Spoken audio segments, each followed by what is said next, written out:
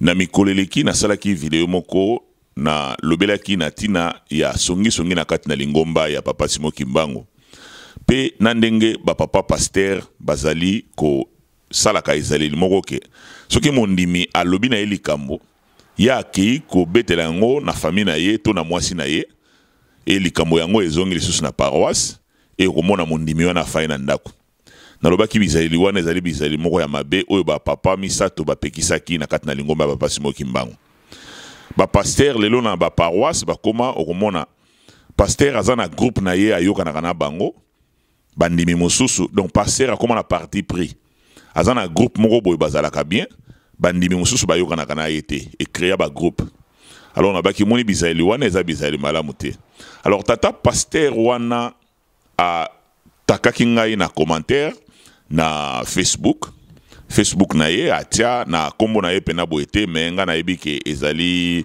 Facebook na ye pambata akomelaki nga pe message akomeli nga ba message moko mulai alors na yebaki te na répondre ngo ndenge ni me na linga ko répondre te puis na bloquaki vidéo wana pona mona ki soki na répondre ko exposer ye alors yango lelo oyo nazali ko répondre ye na batata pasteur oyo bazali ko kanisaka ndengwana ya lobi na ngai ozali ko étaler makambo na biso alobi faut ozala na respect ozali ko étaler makambo na biso libanda boye bandimi ba ko respecter biso lisusu te donc osala biloko wana te wana ezali manque ya respect na biso ba pasteur pamba tenga na lobaki batata pasteur basala ka bisaeli wana mondimi alobi na likambo yo ozwi likambo wana oke ko betela ngo mwasi na yo oyebisi mwasi na yo mama bomba ngai ko loba likambo te mais obosani ke mwasi na yo pe azali na baye oyo bayokanaka na ye mama na ye camarade na ye ya motema ake ko betela lisolo wana ko zonga na paroisse lelo bandimi ebele bakoma décourager bafana na bandako mpona bizaeli wana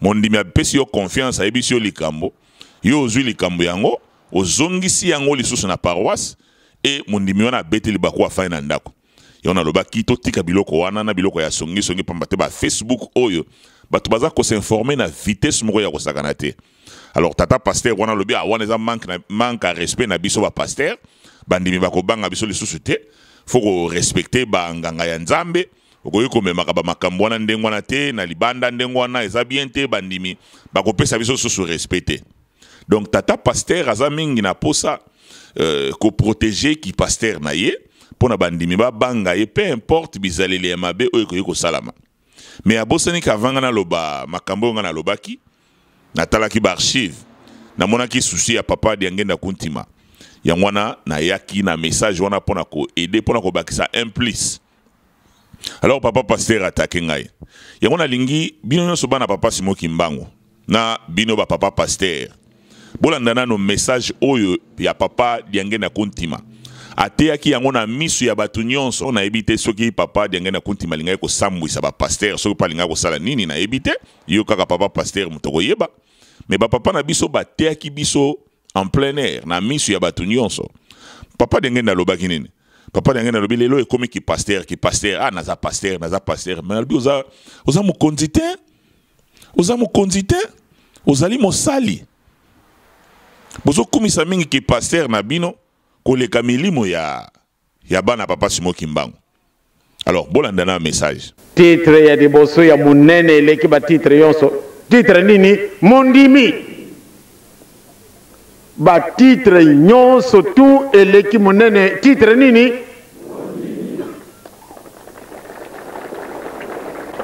ngana zali pasteur sika yonso tu pasteur aselo ngana zala pasteur ngana zala ka motei mais ozali mukonjite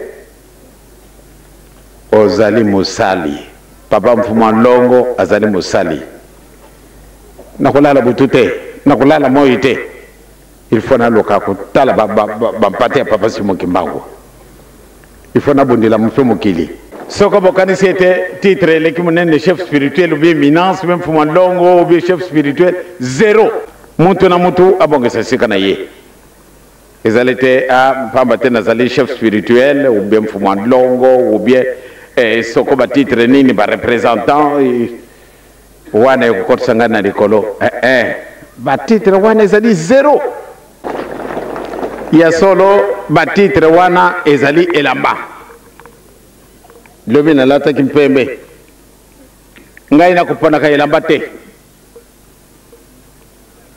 oyo mutatungi ngai yango na ibite atungi ye ko pesa ngai na lati yango pamba te alobi papa lata ngai ebe ngape na lati ye na kupona ka te donc wana ezali kaka batitre tozali na yango ndenge na lobi nazali batitre ebele bopesi ngai mfumu wa nlongo oyo nlongo ezali kaka nzambe moto azali kitoko ndenge wana ye nde mfumu wa nlongo ebiso oyo elingi kuti epasuka alors mfumu wa nlongo na ngai wapi chef spirituel représentant légal éminence ayayayaya c'est-à-dire soko na oki boye éminence dikolo efungwani dikolo ngo ezalaka na batitre nga nazali pasteur esika nyonso tu pasteur aselo ngai nazalaka se nga nazalaka motei mais ozali mokonzi te ozali mosali papa mfumu wa nlongo azali mosali nakolala butu te nakolala moi te il faut naluka kotala bampate ya papa Simon Kimbangu il faut nabundela mfe mokili.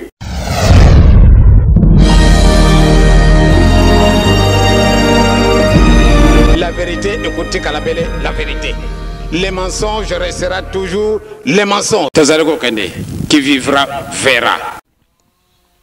Nakanisi bolandi message batana maman. Boko comprendre que ba pasteur ba bazali na ba responsabilité. Yo zali soki dirigeant ya chorale. Yo zali soki mbuta soki na place nini. Tango zali ko kamba bato, oza mokonzi te. Ozali mosali. Ki mokonzi na yo, ezali vraiment ki mokonzi te, ozali mosali. Ozali moumbo. Papa lobi bo zona un exemple na ye. Ozomona. Akosala nyonso akolala retard. Tala vie ya papa de ngena ndenga zalaki. Akolala retard. Botala ba papa na biso ndenge bazali. Ndenge tolobi ko bana papa Simo Kianganeti na mama Solange. Botala ba papa na biso ndenge ba vivaka. Baza wana au service ya bana papa Simo Kimbangu. Même na ba oyo ba lingaka bango te. Toujours ba koyamba bango.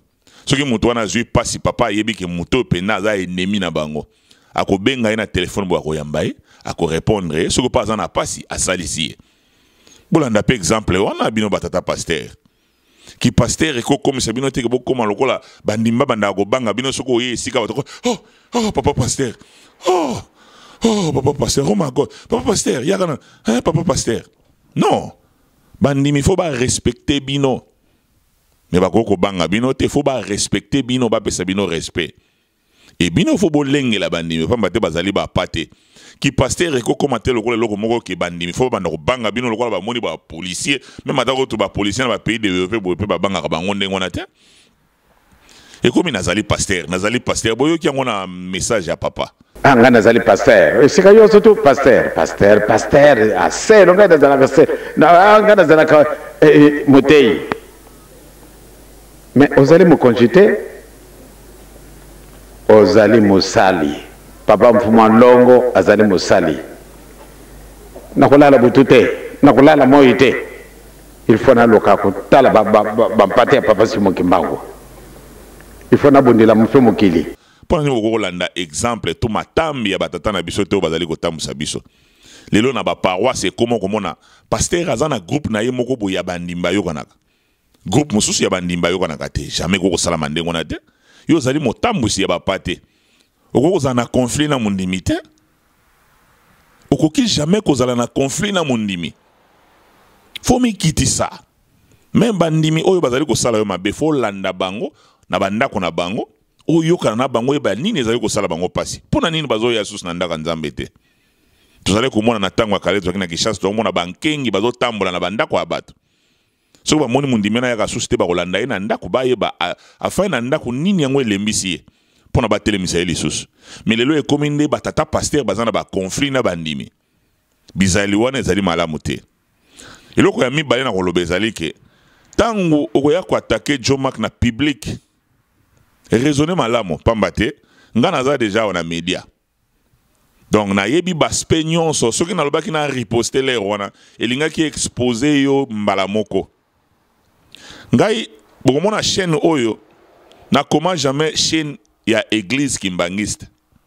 To yebi ba chaîne ya église kimbangiste ezali ba ratelki, ba RTki, ba Kimbango TV, ba presse kimbangiste o boyebi pa ba papa semi bazali, boyebi yango bien.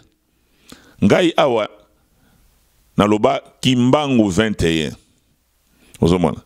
Donc ezali canal moko oyo nga nazali kopesa ba opinion na ngai nazo tia ba video mpe ya église oyo batu nyonso bachaka. Ozomona. Donc naza pe na droit na koko tia eloko nyonso nga na linko tia.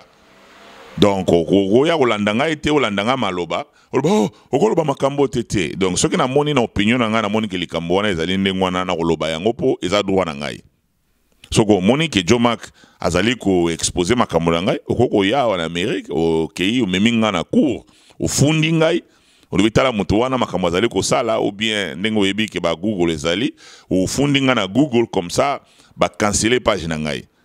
Mais oya ko attaquer nga public te pamba de soki na riposter o ko s'exposer kaka yo moko.